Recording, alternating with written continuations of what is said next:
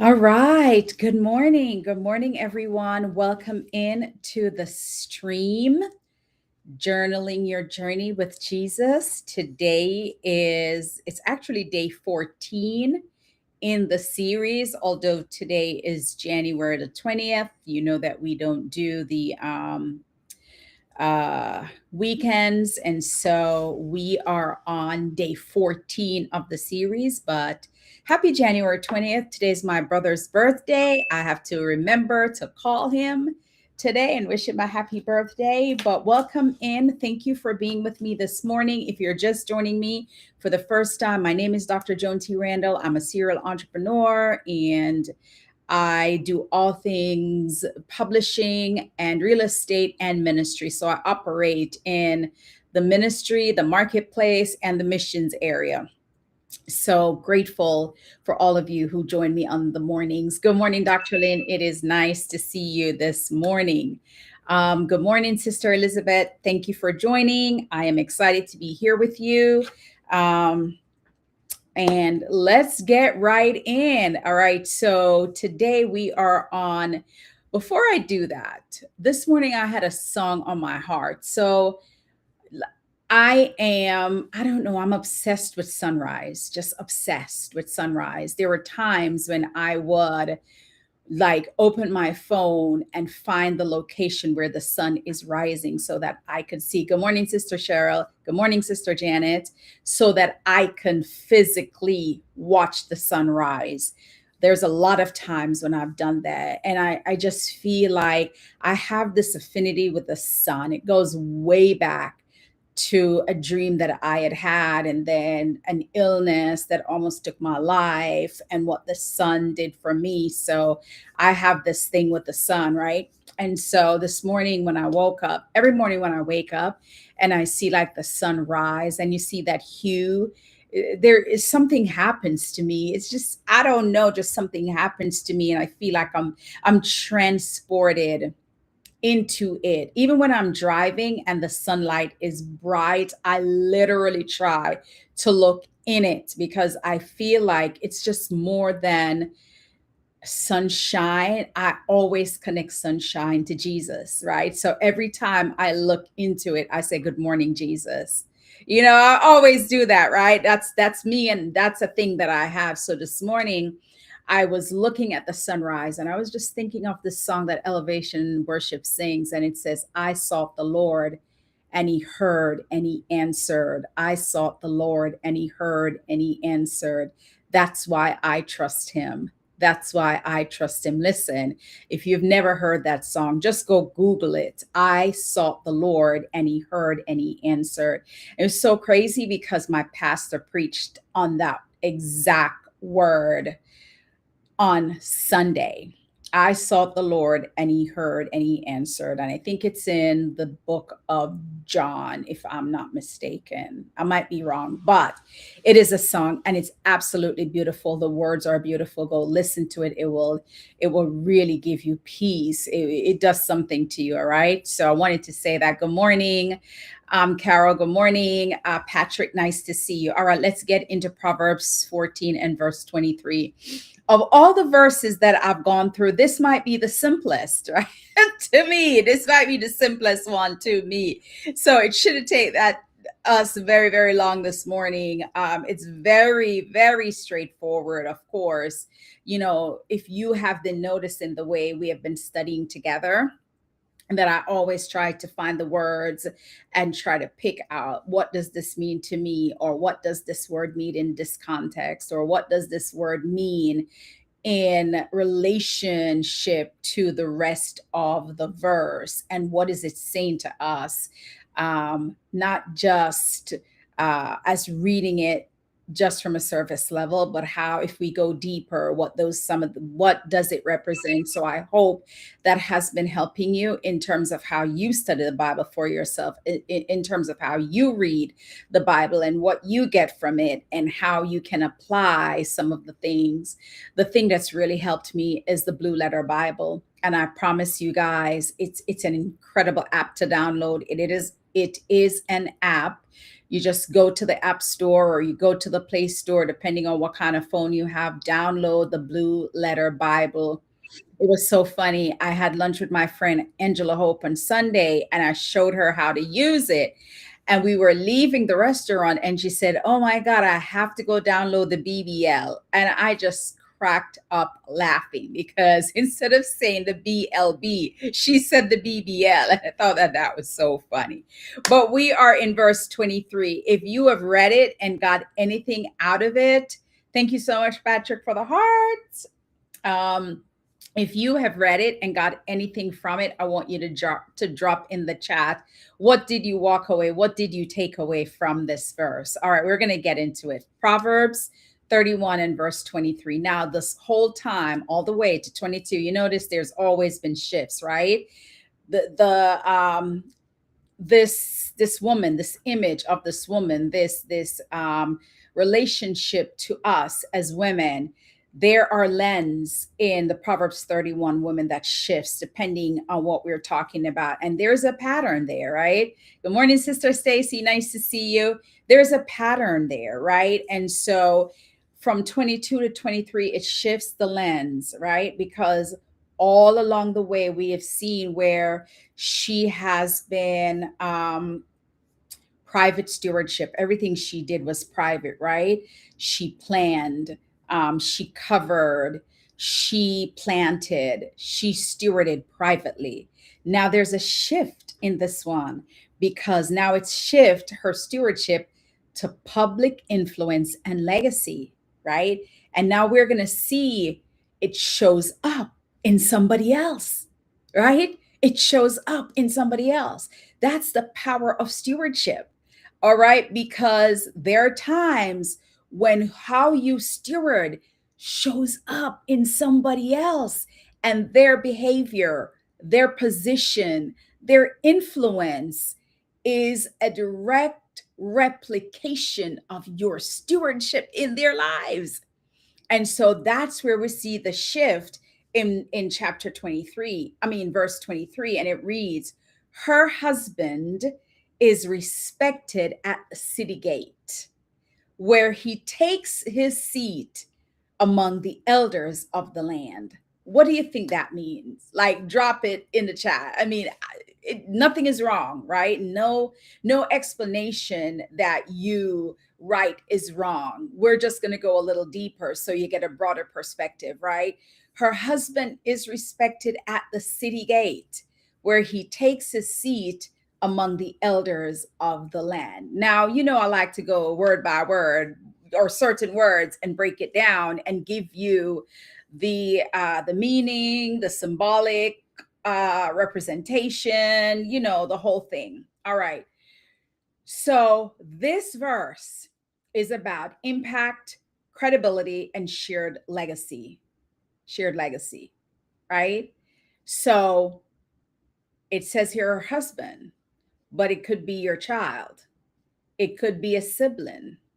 It could be a parent. It could be someone who is a mentee, right? So I don't want you to look at the word husband and for those of us that are single, feel as if it doesn't apply to us. It so does, because it's talking about shared legacy that you share, stewardship that you share. All right. So when it says her husband, before I get to the word respected, because I have broke that down too. So let's just look at husband right here, the representation of husband. So in this text, it's saying that he represents or she represents her spouse, right? But this is not in isolation, because I said prior, let me put what Patrick says. Patrick, you're so funny.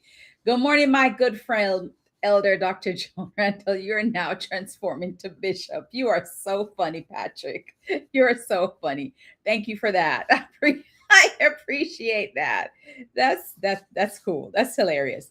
So symbolically, the husband represents the household's public presence. The husband represents shared legacy. The husband represents a covenant partnership. The husband represents leadership that reflects private order. And that's why I say it's not just the husband that this text is talking about, although the husband is a representation of her covenant partnership, her shared legacy, and what she does in private to steward the people around her. Sister Carol says, because of her stewardship, girl, others are evolving. Her good stewardship is being seen through other. Perfect. That is it right there. Look at you, Miss Carol. Like, but that's exactly what it is, right? So in Hebrew wisdom, right? In Hebrew wisdom, let's just say in Hebrew wisdom, a household's reputation was inseparable from how it was managed and stewarded. So people could see whether it's the husband, the children, the grandchildren, any person that was connected to that household.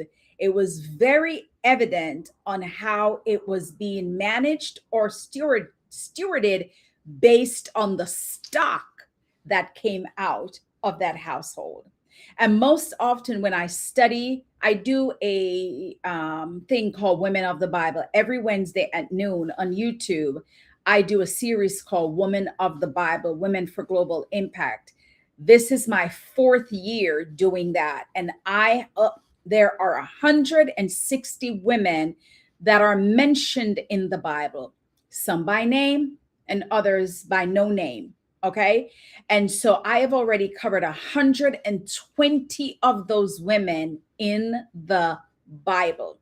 And one of the things that I always look at when I speak about a woman in the Bible is, where did she come from? Who was her tribe?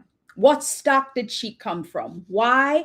Because most often when you look at the stock of the woman, when you look at the tribe of the woman, when you look at the family of the woman, right? Most often I can tell how they're going to behave, or I can tell how they're going to represent themselves and their family based on that bloodline.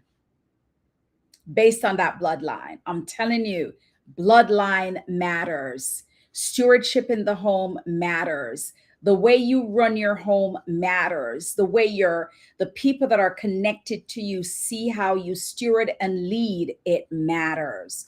All right. So his public honor, right? Because it says, who does the husband? We're talking about the husband. So his public honor reflects their private faithfulness.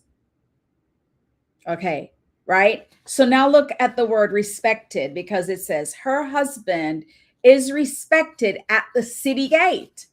What does the city gate mean?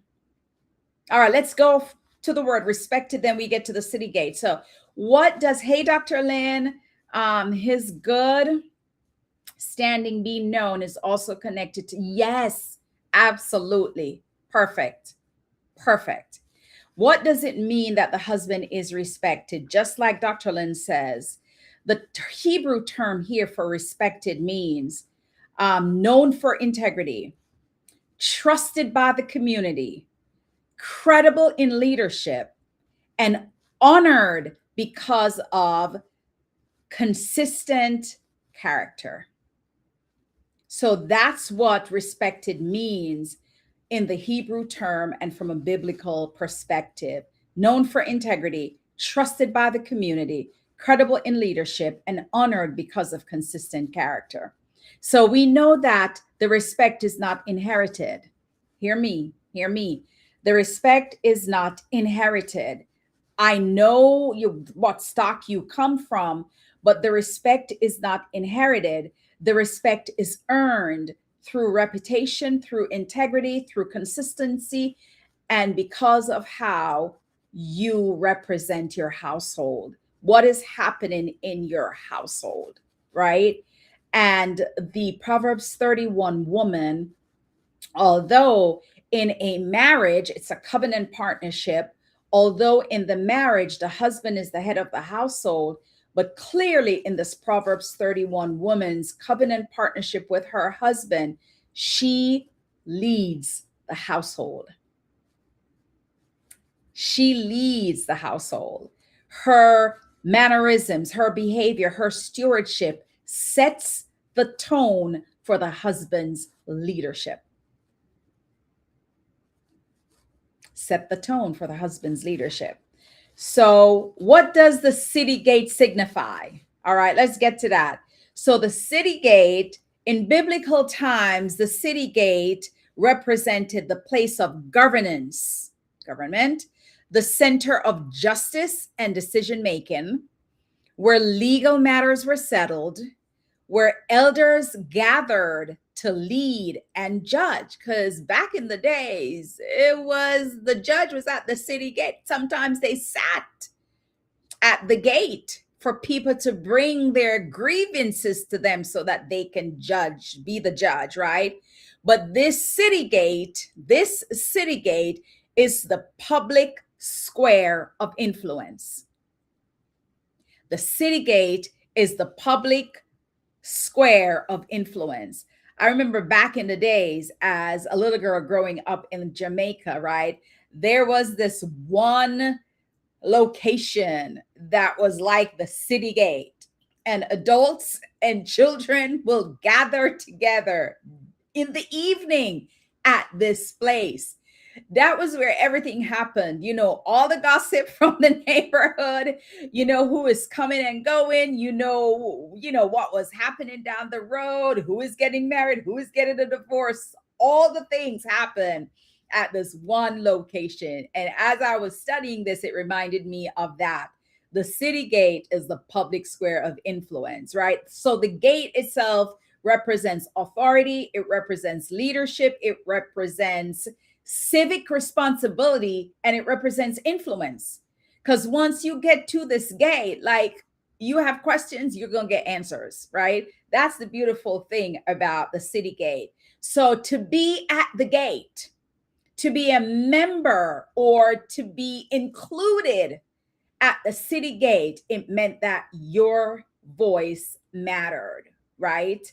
So when it says her husband is respected at the city gate, he is not a bystander at the city gate. He is not just a person that's watching and listening, right? He is respected at the city gate. That shows that he mattered. His voice mattered, right? This is the leadership stock of the Proverbs 31 woman. Now, the second part of that verse says, where he takes his seat among the elders of the land. So, what does it mean to take his seat among the elders? Well, that's very simple, right? To take his seat means to belong. To take his seat means to be recognized. To take his seat means that he has the authority to speak. That's why he's not just a bystander. He's not just watching and listening. He is there to have input, to speak, to participate in the governance of the city, of this gate, right? He is a part of the decision-making force at the city gate, right? And at those times, among the elders of the land were the wise ones. They were the wise leaders. The elders were known as the decision makers. The elders were known as guardians of justice. The elders were known as stewards of the city's well-being. So the husband of this Proverbs 31 woman is so respected. He has so much influence, so much leadership, so much authority that when he goes to the city gate, he is respected. But not only that, he is invited to take a seat where the elders, where the community leaders, where the decision makers, where the guardians of justice, where the stewards of the city's well being makes all decisions. He sits among them. So this tells us that because the woman's household is well governed, the leader is trusted with greater responsibility. Remember, I said if there's a partnership covenant between a husband and the wife, the husband is the head of the household. The wife leads it. She leads the running of the household, right? And so she steward her household in a certain way, right? She steward her business in a certain way. She steward her rest in a certain way. She steward her children in a certain way. She steward the people who work for her in a certain way. And so what that does is give the head of the household this leadership ability because of the way his wife steward. All right. So this teaches us, and remember, I said earlier that this doesn't have to be a husband, right? Because if you are a woman that is single, you're going to say, well, I don't have a husband, so nobody is going to be able to be leading from my household or be respected in any capacity. Baby, I can tell you that you have some single mothers that have some children that becomes incredible human being in society because of how his life was stewarded, or because of what he saw his mother and his grandmother and his great grandmother do. All right. So the stewardship message here teaches us that godly stewardship includes private faithfulness before public recognition. You've got to do it private first, right? Before the public sees it. And which means this is not pretentious, because when you do something in private, it's not like you're out there pretending that you're someone that you're not, right? When you're in private, you're doing the work. You're doing the work. This verse also teaches us that godly stewardship includes a shared legacy. No one rises alone. No one rises alone. Yes, you can lead yourself, but at some point, when you're stewarding your gifts and your talents and your skills and all the things that God gives you, you have to lead others, right? This also teaches us order in the home produces influence in the city. Order in the home produces influence outside the home. Produces influence outside the home. I look at Barack Obama's two daughters, right? And I could see, right, the stewardship of their mother in them. I can see the stewardship of Barack Obama. I could see the leadership of Barack Obama based on the stewardship of Michelle Obama. That's real talk. Now, I don't mean to bring politics, but that just came into my mind. So this is not about a political thing. This is about just a family who we've seen in the public, in the city, right? This verse also teaches us that godly stewardship support and strengthens leadership. This verse also teaches us that godly stewardship includes credibility that flows from consistency, right? Credibility that flows from consistency. So her stewardship creates an environment where leadership thrives. That's what that means, right? Where leadership thrives. Now, let me get you to some corresponding scriptures. I got to wrap up. I have a meeting this morning. I got to study for my test. My test is tomorrow. So pray that I pass my test tomorrow. Okay. So here are some corresponding scripture references. Good morning, Sister Selena. In Ruth 4, verses 1-2, and everything I do, I love the NIV. So if my scripture sounds a little bit different from yours, maybe you like the King James Version or the NLT or the ESV, it's all the same thing, just a little changes in some of the words. I love the NIV because it's very direct and I love it. I love the NIV and the my two favorite versions of the Bible is the NIV.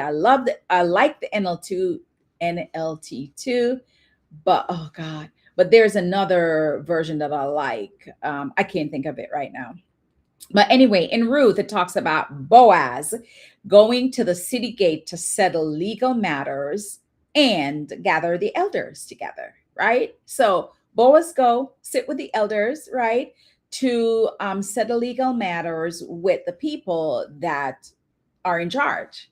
Who did that as a woman? Ruth, not Ruth. Deborah. Deborah as a woman. Deborah was a judge. She would sit under the tree, right? And people of the city would come to her with their legal matters, with their disruptions, with their grievances, with their, issues. And Deborah would judge and give them, resolutions to their issues under the tree. All right. In the New Testament, however, First Timothy 3, verse 4 and 5 talks about this. Here's the scripture. He must manage his own family well. If anyone does not know how to manage his own family, how can he take care of God's church? I'm going to break that down to you in a simpler way. He or she must manage their own family well. If anyone does not know how to manage their own family, how can they take care of God's people? Because the people is the church. The church is not the building.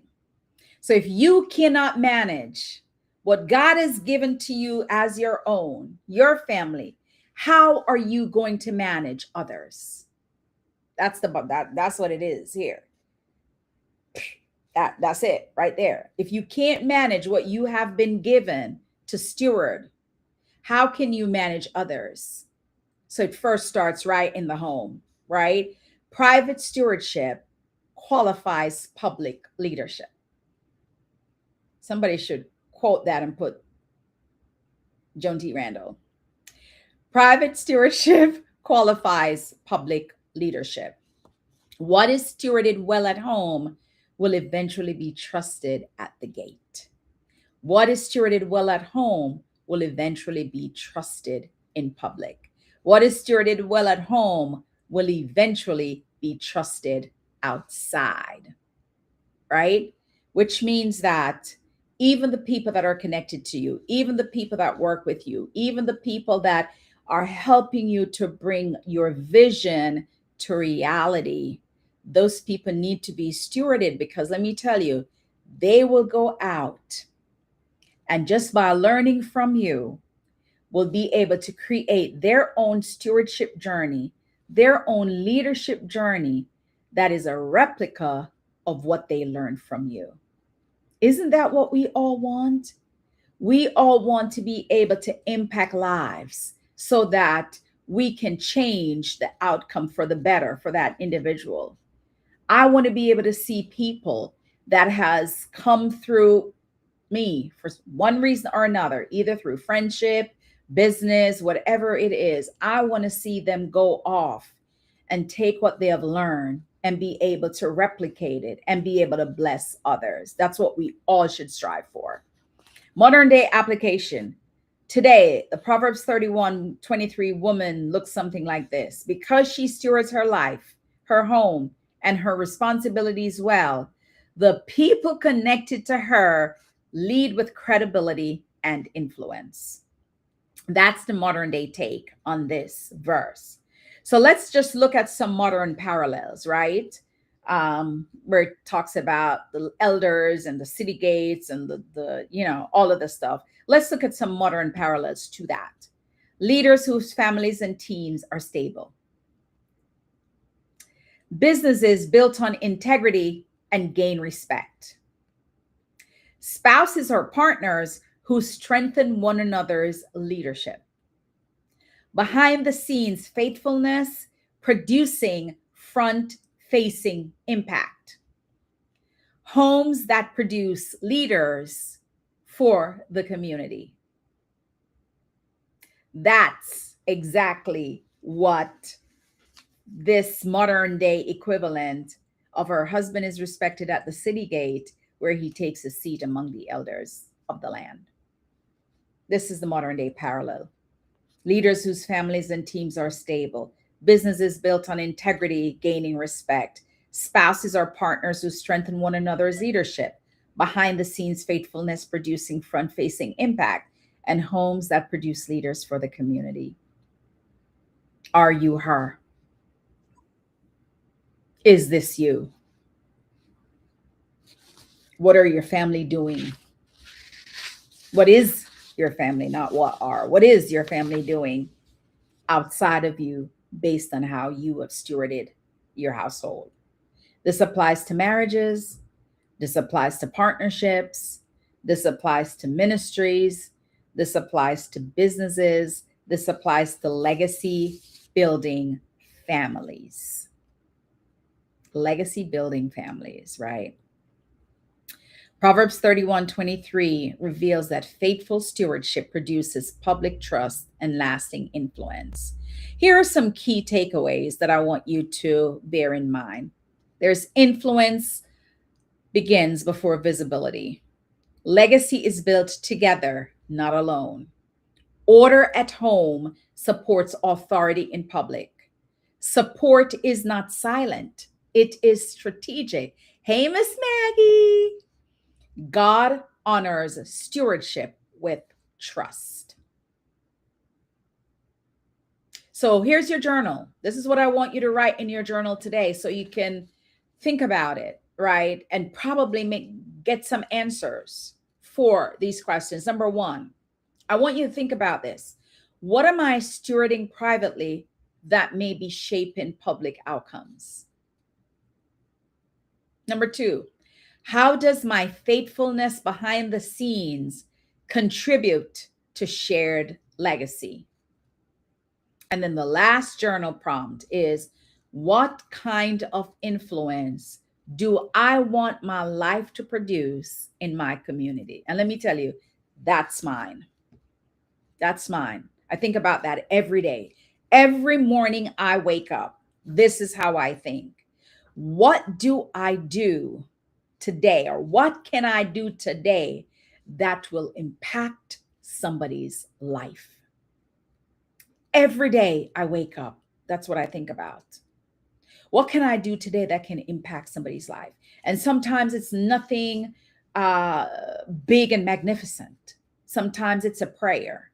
Sometimes it's a text. I'm thinking about you. Sometimes it is a hello.